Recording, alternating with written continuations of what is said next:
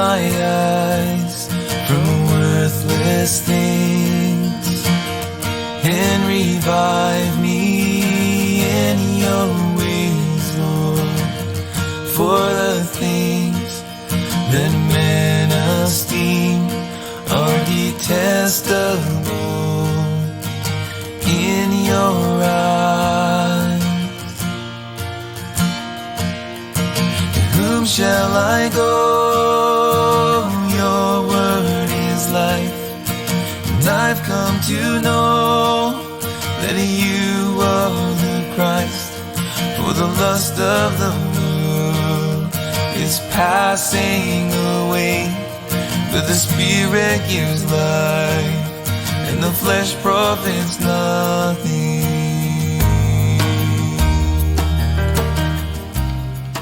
Hello and welcome to Holy Impact Ministries Bible Study Night. God bless you. I'm Pastor Scott Velain with HolyImpactMinistries.com, and we'd like to thank you so very much for joining us here this Wednesday afternoon as we are taking a look at the 31st chapter of the book of Genesis.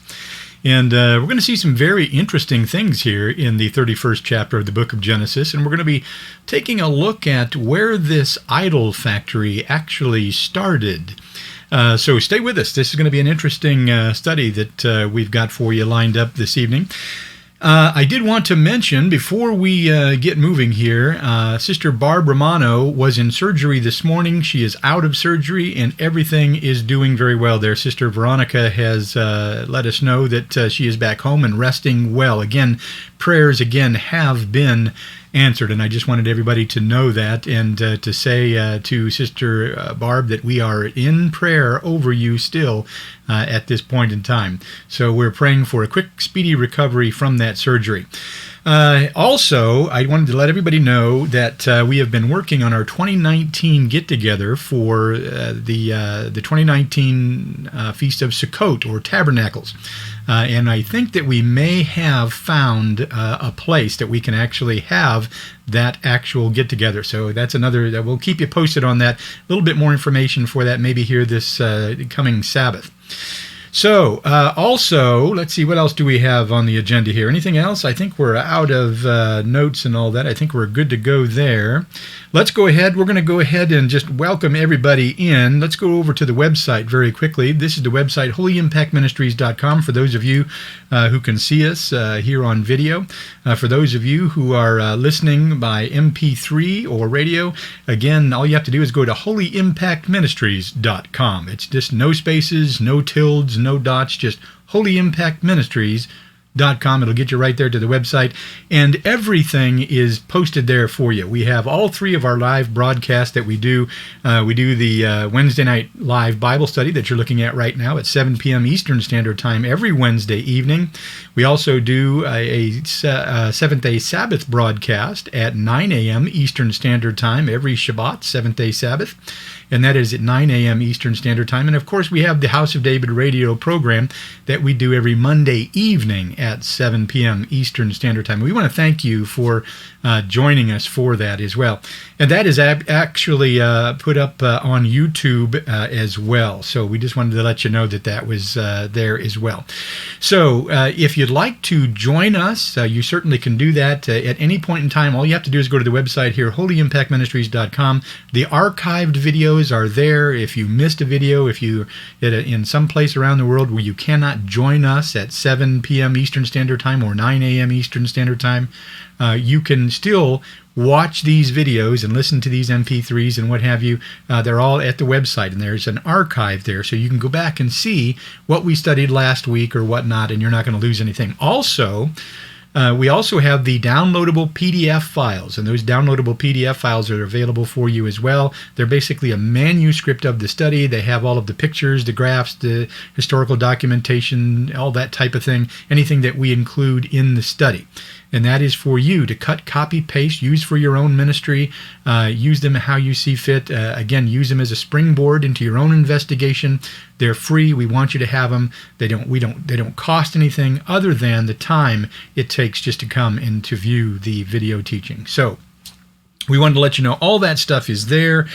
And with that being said, what we're going to do now is we're going to go ahead and take a quick break here for just a couple of minutes while I'm going to get all these screens ready and everything that we need. And we're going to move into the 31st chapter of the book of Genesis. And I think you're going to find this to be very interesting. Stay with us. I am seeking, searching for the things this world has rejected. The things that are broken, that are flawed, thrown away and discarded. I seek the lost, the damaged, the forgotten things, the overlooked and the neglected, the things that have been pushed aside and left behind.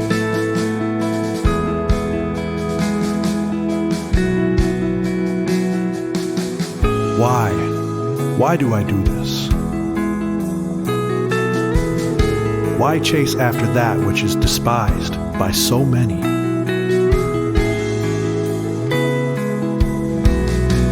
It is because I have chosen the rejected. I bring restoration to the broken. I see beyond the flaws and the imperfections, and I bring new life to the lost. This world has called them useless and garbage, hopeless and unwanted. They have been scarred, abused, ignored, and unloved, but I have reclaimed them, and they belong to me now. They are my masterpiece, and I have a plan and a future for every single one. For I am crafting these dissonant and discarded pieces into something beautiful.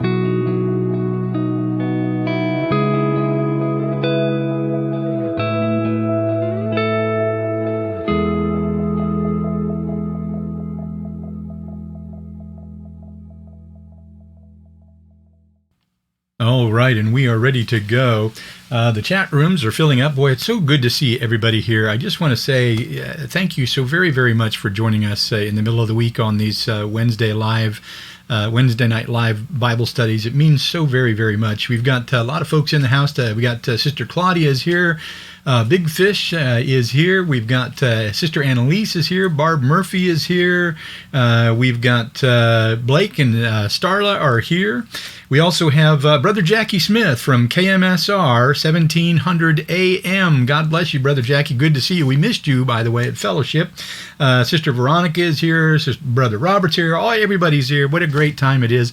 And I just want to say thank you so very much for joining us here this evening. It is just such a pleasure and a joy to see everybody. So let's go ahead and let's move into this particular study on the 31st chapter of the book of Genesis. Now, as we transition out of the 30th chapter of the book of Genesis and on into chapter 31, we'll find the relationship between Laban and Jacob becoming rather heated. And if we remember from the last week's study, Jacob made a deal with Laban concerning all spotted and speckled goats and sheep belonging to Jacob, and all solid-colored animals belonging to Laban. But problems arose when most of the flocks and the herds wound up being speckled and spotted, and Jacob winds up becoming rather wealthy while Laban's herd started kind of dwindling away. And so as we begin to venture into the 31st chapter of the book of Genesis, we find some friction beginning to occur between Jacob and his family and Laban and his side of the family. And so before we go any further, let's go ahead and let's read through the 31st chapter of the book of Genesis so that we can know exactly what it does say and, just as importantly, what it does not say. Again, Genesis chapter 31. And let's go back over here very quickly, and I'll get us over to eSword. For those of you who are watching, you can follow along with us. Very important that we read these together. Again, Genesis chapter 31, starting with verse 1, says this. It says, Now Jacob heard that the sons of Laban were saying, Jacob has taken all that was our father's, and from what was our father's he has gained all this wealth. And Jacob saw that Laban did not regard him with favor as before. Then Yahovah said to Jacob, Return to the land of your fathers and your kindred, and I will be with you.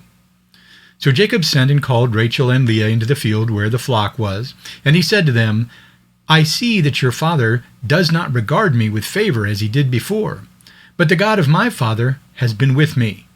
You know that I have served your father with all my strength, yet your father has cheated me and changed my wages 10 times. But God did not permit him to harm me. If he said, The spotted will be your wages, then all the flock bore spotted. And if he said, The striped shall be your wages, then all the flock bore striped. Thus God has taken away the livestock of your father and given them to me. In the breeding season of the flock I lifted up my eyes and saw in a dream that the goats that mated with the flock were striped, spotted, and molted. Then the angel of God said to me in a dream, Jacob, and I said, Here I am. And he said, Lift up your eyes and see, all the goats that mate with the flocks are striped, spotted, and molted, for I have seen all that Laban is doing to you. I am the God of Bethel, where you anointed a pillar and made a vow to me. Now arise, go from this land, and return to the land of your kindred. Then Rachel and Leah answered and said to him, Is there any portion of inheritance left to us in our father's house? Are we not regarded by him as foreigners? For he has sold us, and he has indeed devoured our money. All the wealth that God has taken away from our father belongs to us and to our children. Now then, whatever God has said to you, do. So Jacob arose and set his sons and his wives on camels. He drove away all his livestock, all his property, all that he had gained, the livestock in his possession that he had acquired in Padan Aram, to go to the land of Canaan to his father Isaac.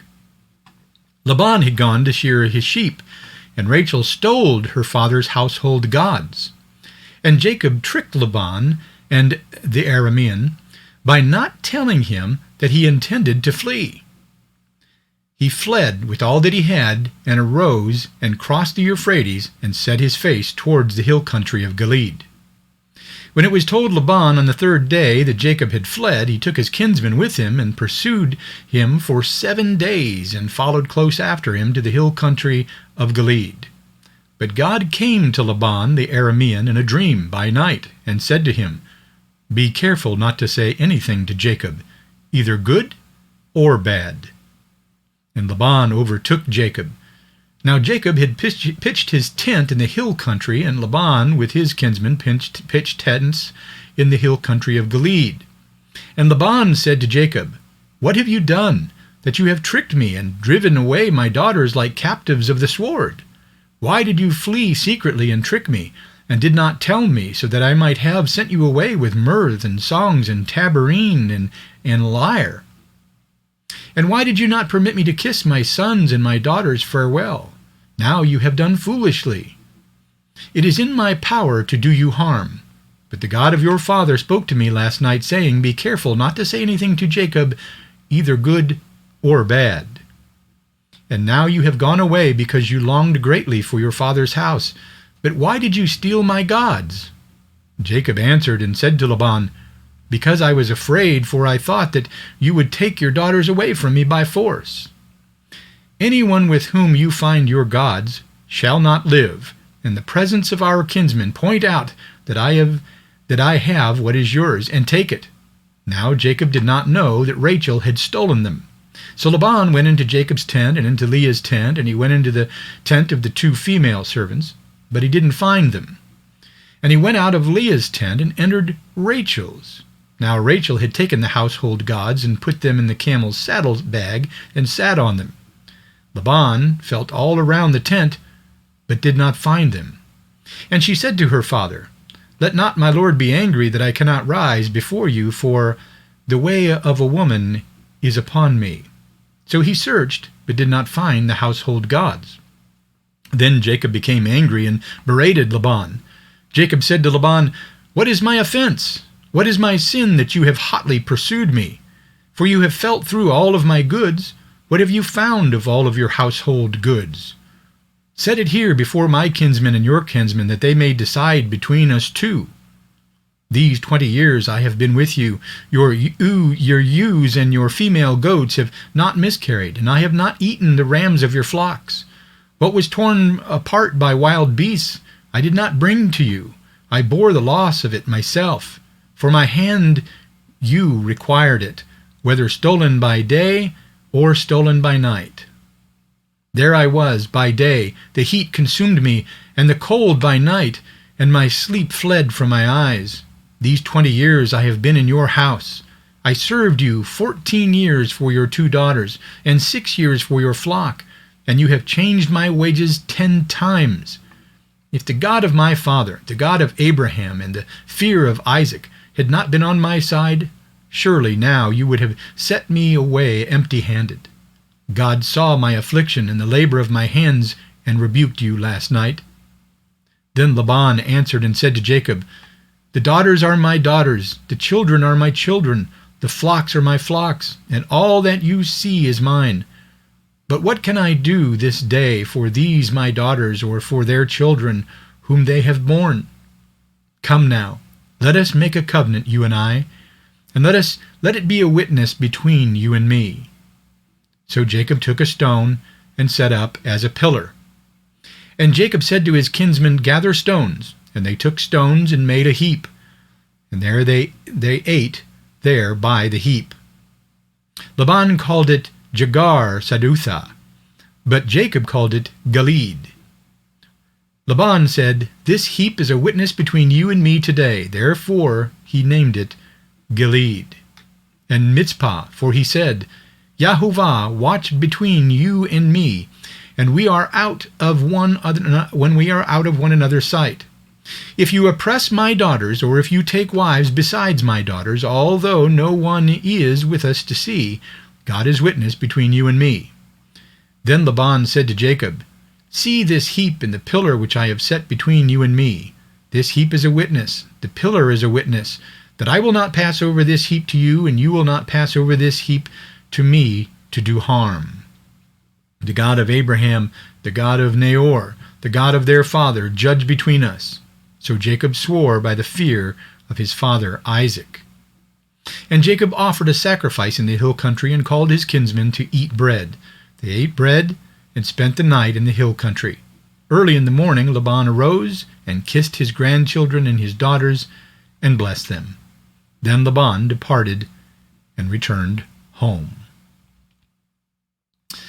And so once again, we see Jacob trying to break free from his father-in-law Laban, who never seems to want to allow Jacob and his family to leave, because Laban knows that Jacob made Laban rich because of the skills that he had as a herdsman and a shepherd. The problem is that Jacob has served Laban well, and over the span of close to 20 years, Laban has tricked Jacob into staying several times, not to mention the fact that he keeps changing his wages and treating him unfairly.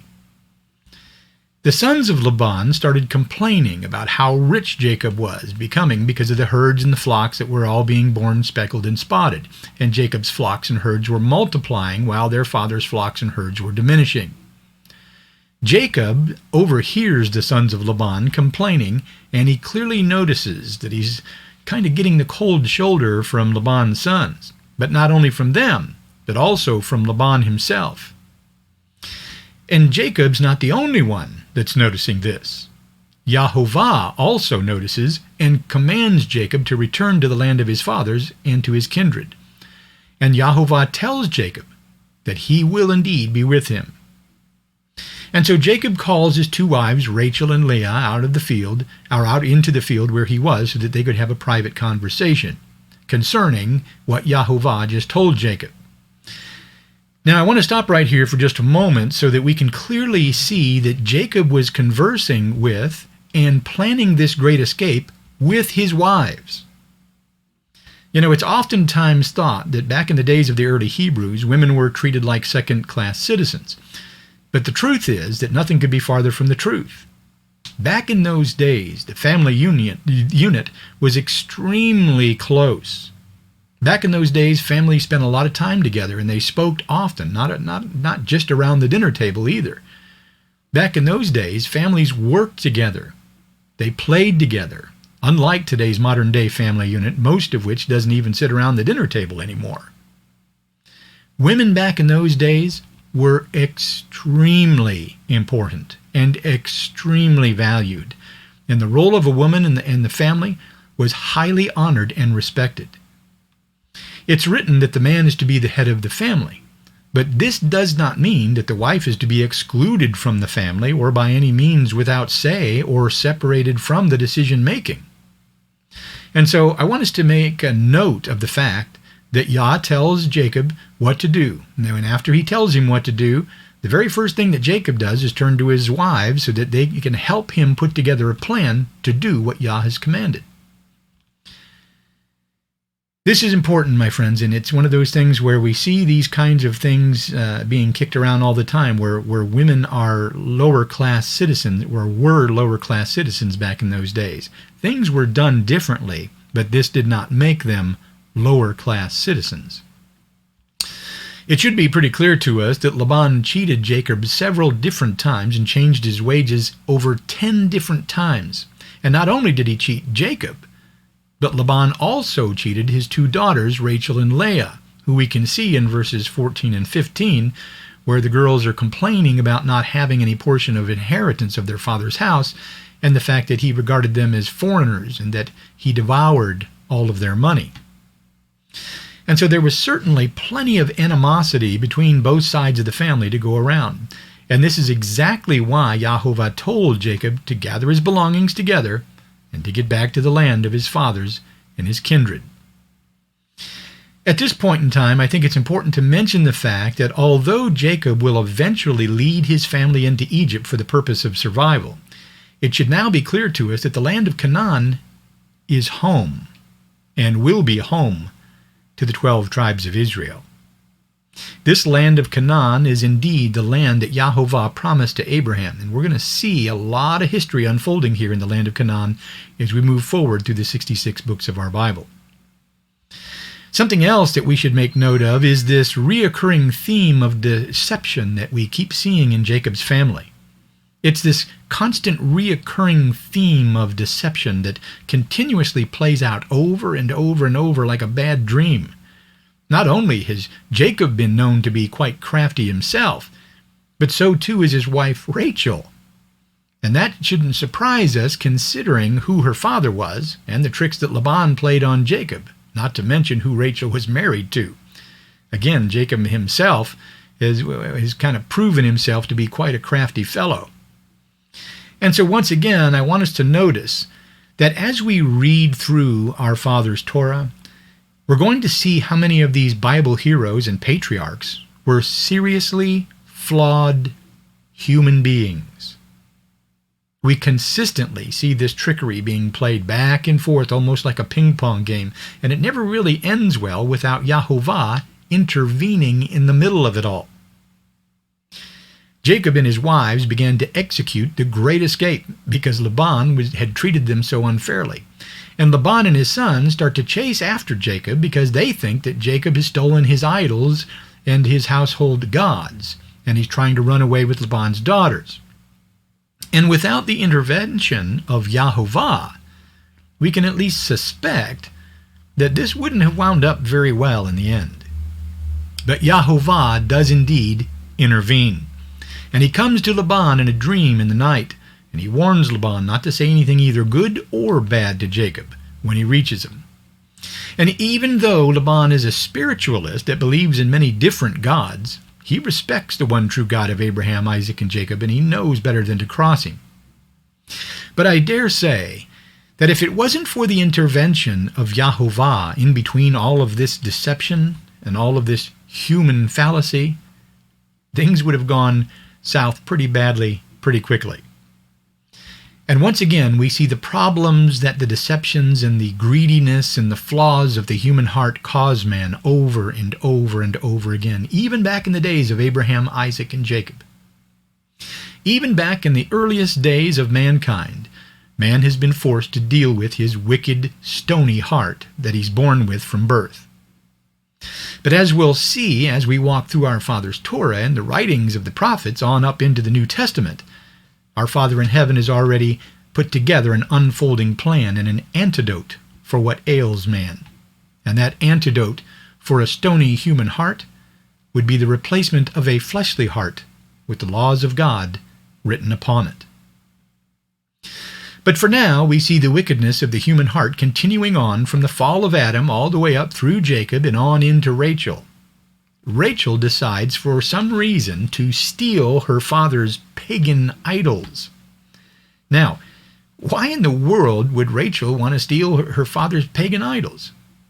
We're really not told why it is that Rachel stole her father's idols, but it should be clear to us that Rachel felt empowered by doing this.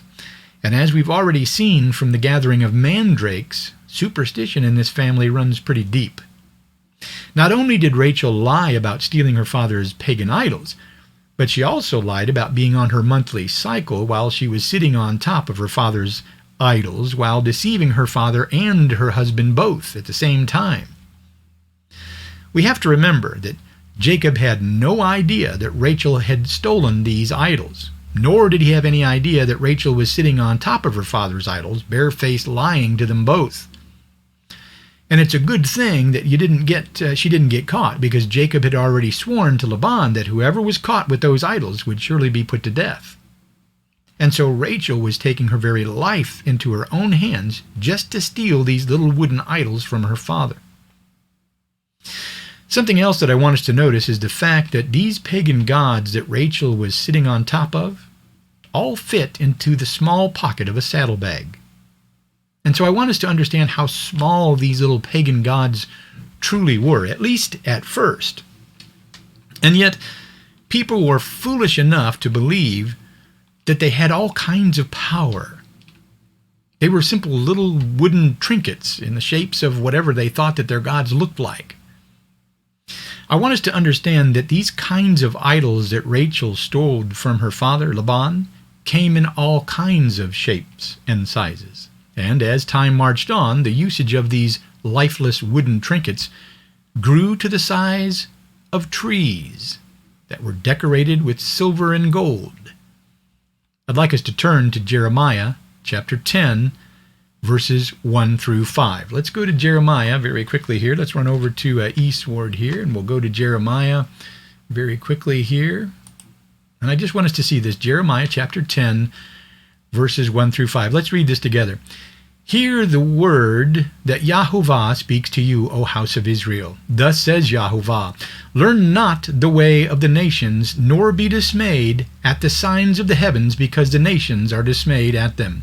For the customs of the people are vanity. A tree from the forest is cut down and worked with an axe by the hands of a craftsman. They decorate it with silver and gold. They fasten it with hammer and nails so that it cannot move. Their idols are like scarecrows in a cucumber field. They cannot speak. They have to be carried, for they cannot walk. Do not be afraid of them, for they cannot do evil. Neither is it in them to do good. Learn not the way of the nations, nor be dismayed at the signs of the heavens, the nations dismayed at them. For the customs of the people are vanity. This is a warning that today's apathetic denominational corporate Christian churches desperately need to hear. Let's read that again. It says here very quickly. What does he say here in verse 2? He says, learn not the way of the nations, nor be dismayed at the signs of the heavens, because the nations are dismayed at them. For the customs of the people are what? Vanity. Vanity. And yet still, even today, even in our time, man continues to cut down trees from the forest and to drag them into the house and to decorate them with silver and gold as they fasten it so that it cannot move. And they continue these pagan traditions by putting their gifts underneath that green tree so that their children have to come and bow down to the green tree in order to receive all the desires of their hearts. Once again, my friends, I think it's pretty easy to see how even little sins against our Father in heaven can grow into big sins. Most modern-day Christians have no idea how green trees are used or how they were used in early mankind's existence. and how they were used to worship pagan gods. But the truth is that the Bible is full of scripture concerning the green trees that were used in pagan worship by the house of Israel. And just in case you didn't know this, I want to show you some scriptures here today. Let's go ahead and take a look at some scriptures here that I have in a Word document for you here. And I've kind of put these together so that you can see them all together here. Every green tree is found several times within our Bibles, my friends, and I want you to know that, and I want you to understand that. And these are just a few places where you can find the term green tree. Now, green is ratahan, means green. That is the Hebrew word green, and eitz means tree or timber. So this does indeed mean green tree when you look in your Bible. But I want to read these to you, and I want you to understand what the green tree and why we should not be cutting trees down and dragging them into the house. Deuteronomy chapter 12, verse 1 says this. It says, "These are the statutes and the rules that you shall be careful to do in the land that Yahovah, the God of your fathers, has given you to possess all the days that you live on the earth. You shall surely destroy all the places where the nations whom you shall dispossess served their gods, on their high mountains and on their hills and under every green tree."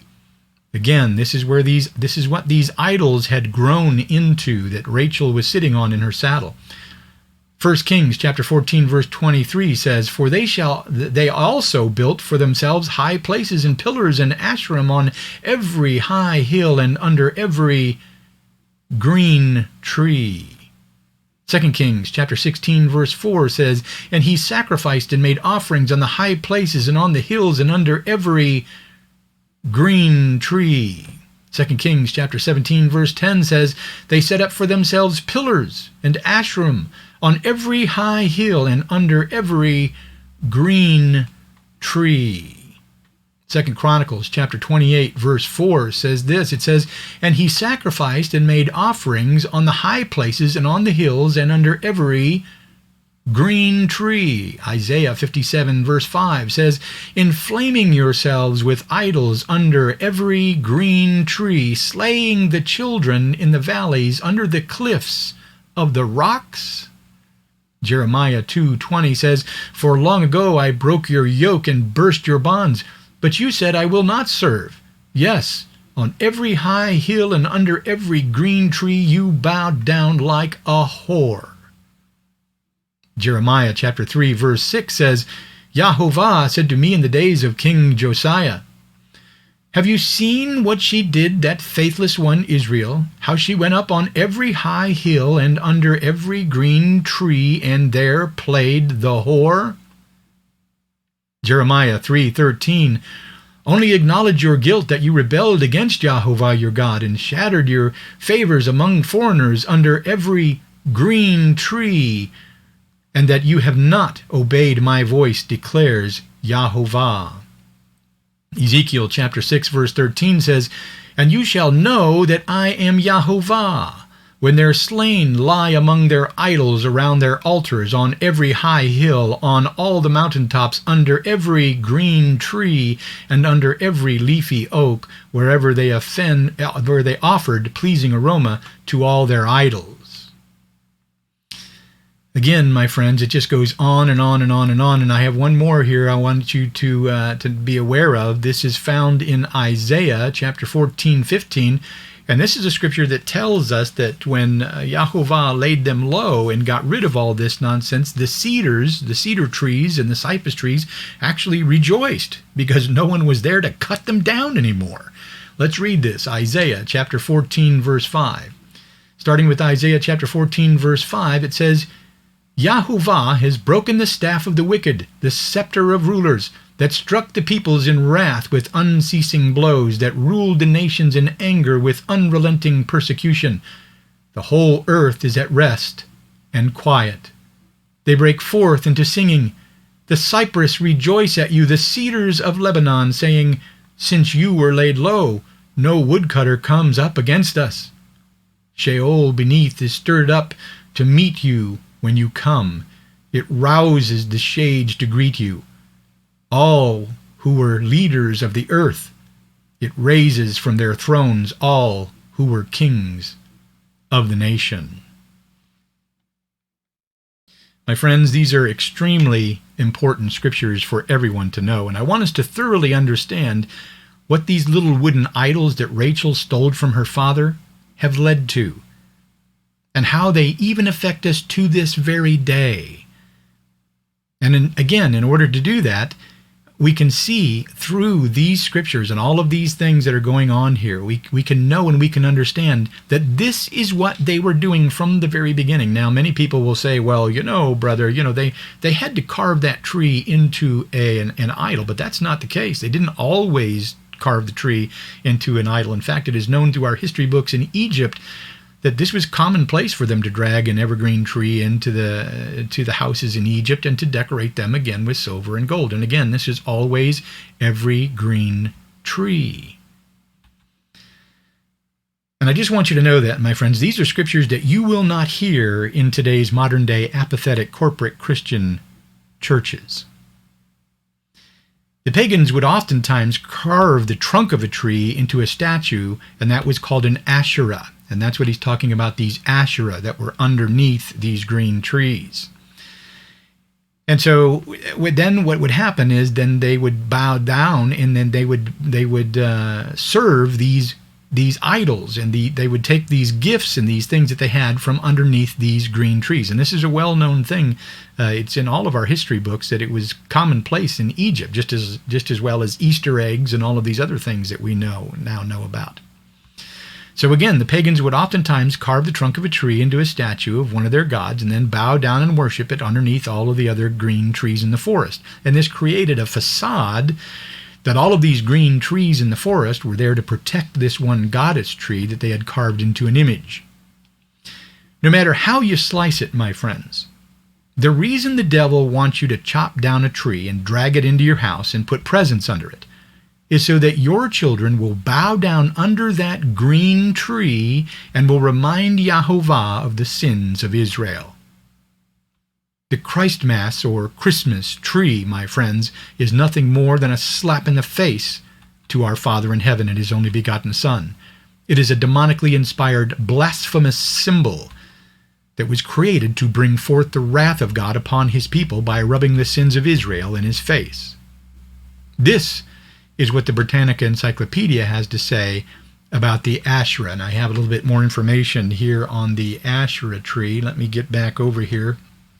And I'm just going to read this to you.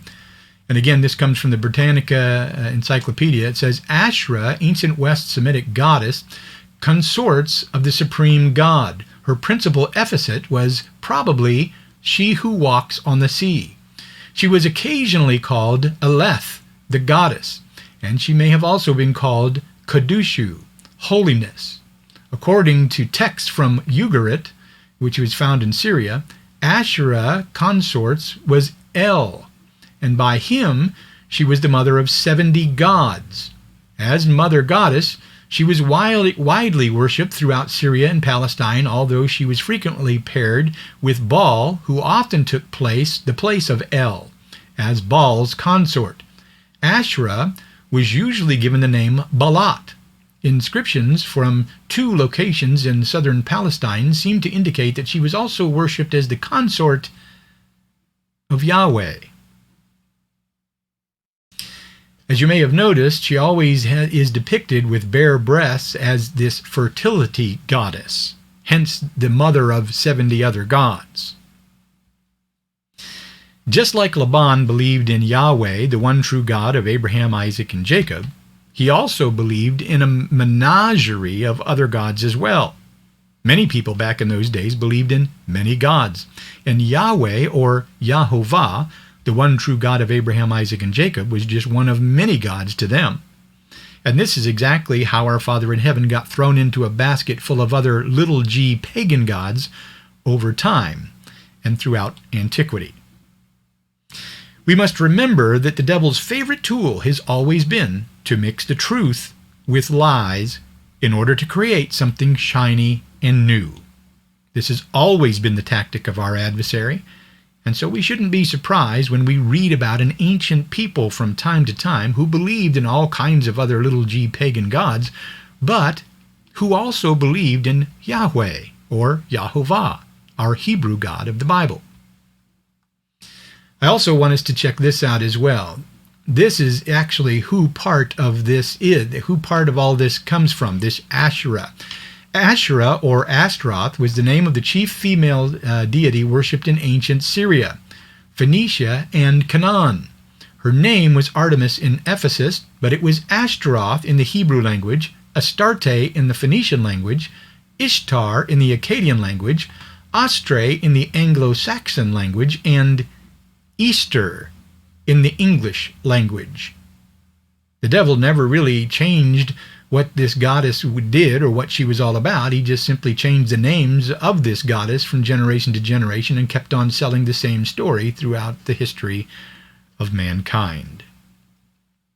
Asherah, or Astaroth, or Easter, was the name of the chief female deity worshipped in ancient Syria.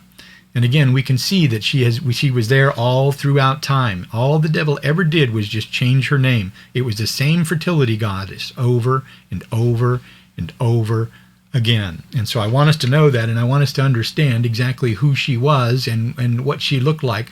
Most of the time, you would see her bearing bare breasts, or she would have eggs, which is another symbol of fertility that she has all around her. Hence the Easter egg and all of that pagan nonsense and that demonically inspired show that comes along with Easter and what all the other things that mankind believes in that he should not.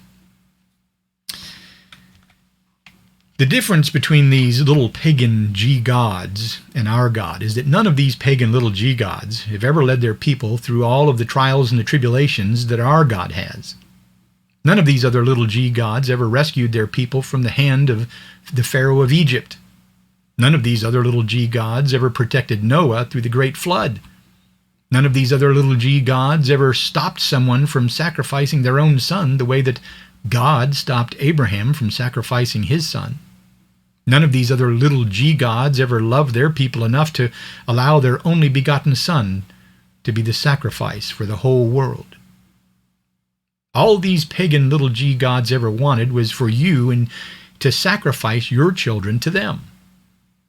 You see, that's what it was all about. It was about the annihilation of mankind. The devil created these other little g gods to call for the death and the destruction of mankind. This is exactly why he loves homosexuality. Again, if man lays with man and man stops lying with woman, that's the end of humanity. His demons would convince people that these little g gods demanded envy, murder, strife, deceit, and maliciousness. They were invented by the devil himself, my friends, to cause God's people to be slanderers and haters of God. They were created by the devil to lead God's people away and to make them insolent and haughty, boastful inventors of evil. And yet, just as we're told in the book of Jeremiah, they are like scarecrows in a cucumber field. They can't speak, they can't even move, they have to be carried. They can't even walk. And he tells us not to be afraid of them because they can't do evil, nor can they do good. But this didn't stop the devil and his minions from convincing people that these idols and these little g gods that Rachel was sitting on were real enough according to soothsayers and diviners and witches like the witch of Endor that talked to the dead. And so once again, these little idols that Rachel was sitting on that day while she was busy lying to her father and to her husband were just the beginnings of a much larger problem for mankind that was soon to come. False gods and goddesses sprang up from underneath every green tree in almost every land. And by the time that we read about the apostles in the New Testaments in Greece and in the city of Athens, they had a statue of a different little g god on almost every street corner. They even had a statue to what they called the unknown God. They just wanted to make sure that they covered their bases. And when Paul saw this, he used this unknown God to his own advantage, and he preached to the people of Athens about their unknown God. We can find that in the book of Acts, chapter 17, verses 22 through 29. Let's go take a look at that very quickly so we can see how it is that the Apostle Paul, very cleverly, I might add, used these idols to his own advantage. And again, we're going to read Acts chapter 17 here very quickly. Hold on here just a second. Acts chapter 17, and we're going to read 22 through 29 here in the blue. It says this. It says, "So Paul, standing in the midst of the Areopagus, said, 'Men of Athens, I perceive that in every way you are very religious. For as I passed along and observed the objects of your worship, I found also an altar with this inscription, To the unknown God. What therefore you worship as unknown, this I proclaim to you.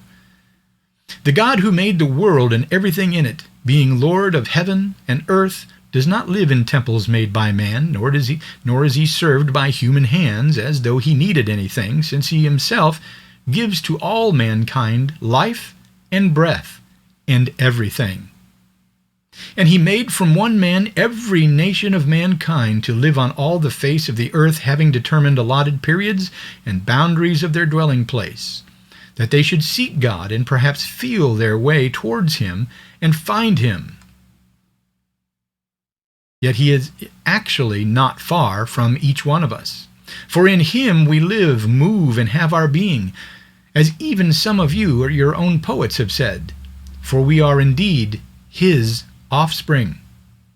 Being then God's offspring, we ought not to think that his divine being is like gold or silver or stone, an image formed by the art or the imagination of man. And so, although I don't want to make this a study about the history of these little g gods, I do want us to understand where all of this stems from and how our adversary has used it against us for literally thousands of years, my friends. Think about that. Think about how many years and how many generations that have been drugged through all of this pagan nonsense. This kind of pagan idol worship was already going on clear back in the days of Abraham, Isaac, and Jacob. And we need to know and we need to understand where, when, and why all of this came about. And we need to know and we need to understand why it is that we oftentimes hear the name Yahweh or Yahovah being mentioned in historical documents of other ancient societies who believed, like Laban did, in a plethora of different gods instead of the one true God of Abraham, Isaac, and Jacob. To them, the Hebrew God of the Bible was nothing more than one of their many pagan gods. And again, there were plenty of them. Something else that I'd like to touch on is the fact that Yahovah spoke to Laban and told Laban not to say anything to Jacob, either good or bad. Does our Father in heaven ever talk to non-believers, do you think? You bet he does. And this scripture is proof of it. Our Father in heaven is the God of the universe. He talks to who he wants, when he wants to. Our Father does what he wants, when he wants. The Bible even records Yahovah speaking through a donkey.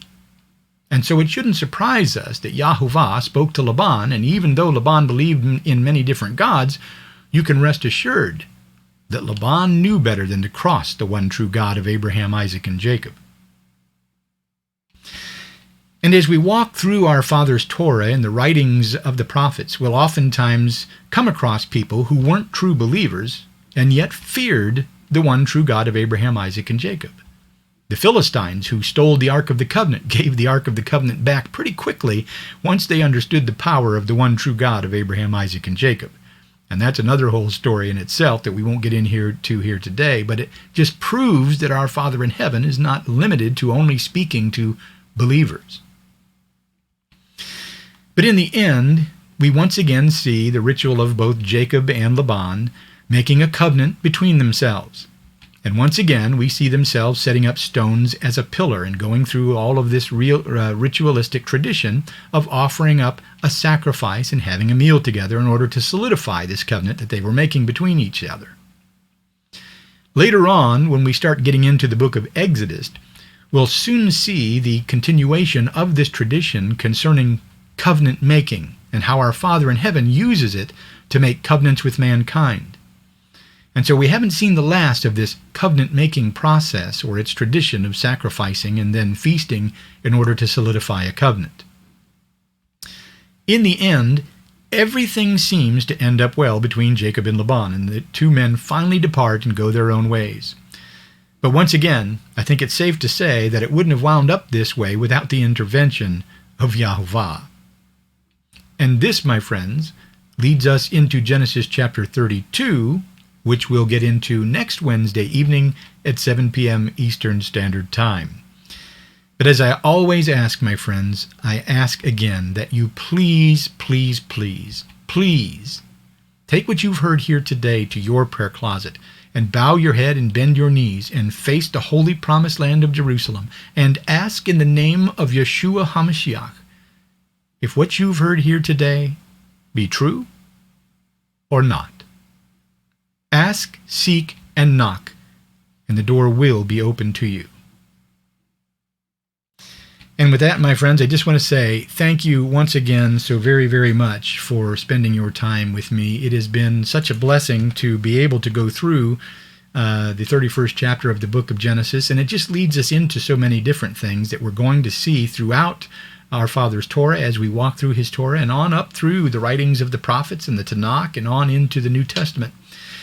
So again, we see the rumblings of these things, and oftentimes we think that the things that men do with dragging Christmas trees into their house and the mistletoe and the Yuletide, all of that is pagan, my friends. Easter eggs, all of this comes from the fertility goddess Easter, the very word Easter. We know where that comes from. We know what goddess that is.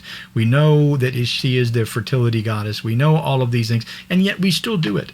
And men will study these things and look at these things, many of them, and they'll wake up. But yet at the same time, there's a small percentage of them that even though they look at these things and they know these things, they don't wake up. They have eyes that cannot see and ears that do not hear. They perceive, but they don't see. And they hear, but they don't understand. And I want us to understand that, my friends. It's always going to be that way, and we have those folks in our families, and it's very difficult sometimes. But we have a lot of teachings on those types of things. If you'll visit us at holyimpactministries.com, we have literally hundreds of hours on these different topics and how you can help your family and help others come to the realization of the truth. But don't expect that everyone will come to the truth, my friends, because the Bible tells us very clearly that many are called and only few are chosen. Straight is the gate, narrow is the path, and few there be that find them. My friends, our Father in heaven has a remnant. He has always had a remnant of his people that will be saved out of the evil one's clutches. And I want us to know that, and I want us to understand that. With that being said, I'd like to pray over us all before we leave. In the name of Yeshua HaMashiach, we pray, Father, blessed and holy is your name, high and far above all names. We thank you, Father, for your mercy and for your grace and for the blood that covers our heads. We thank you for the air that we breathe and the ground that we stand on, and we pray, Father, and we ask that you would continue to give us the discernment that we need. Help us to understand what it is we see and what we hear. Help us, Father, not to be those who have eyes that do not see and ears that do not hear. Help us to be able to plant the seed of your gospel message rightly in the ears of those who would hear it. Help us to be in the right place, the right time. Help us to endure to the end. Help us to contend for the faith. Help us to be ready in season and out of season. In the name of Yeshua HaMashiach, we thank you for the blessing of your holy word this evening, and we thank you for binding us together as we have come together once again to comb through your scriptures and test everything. In the name of Yeshua HaMashiach, we love you. Thank you once again, my friends, for joining me. It has been another blessing, and we will be moving into Genesis chapter 32 next Wednesday, 7 p.m. Eastern Standard Time. We'll see you this coming Saturday, the 7th day Shabbat, at 9 a.m. Eastern Standard Time at holyimpactministries.com. God bless you, everybody. And shalom. And revive me in your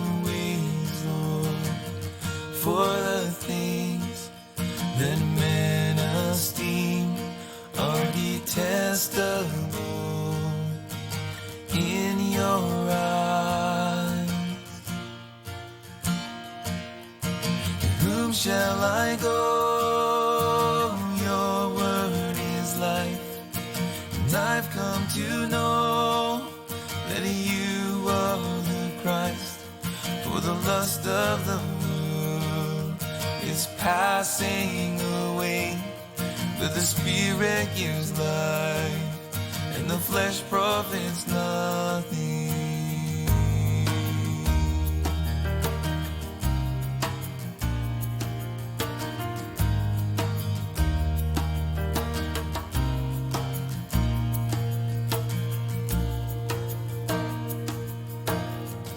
Give me eyes to see the things that to you have not been pleasing. Jesus, help me to crucify every selfish way.